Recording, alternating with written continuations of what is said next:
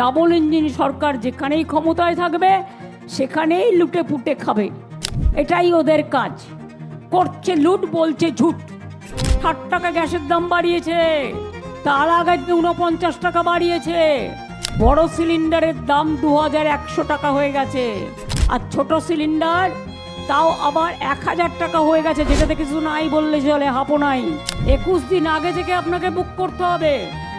তার মানে আপনার বাড়িতে যদি এখন গ্যাস না থাকে, আপনি 21 দিন কি ওদের মাথা খাবেন? রান্না করবেন কোথায়? যার ঘরে গ্যাস নেই তাকে 21 দিন অপেক্ষা করতে হবে।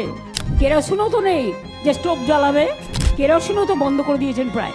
জিনিসপত্রের দাম বাড়াচ্ছে নিচ্ছে করে, কেন আগে থেকে প্ল্যান করেননি? আনমোলা খাওয়ার আগে মনে রাখবেন, যত আঘাত করবেন প্রত্যাঘাত তত সহ্য করতে হবে। সবাই আপনাদের ভয়ে গুটিয়ে থাকলেও আমরা ল্যাজ গুটিয়ে পালানোর লোক নই।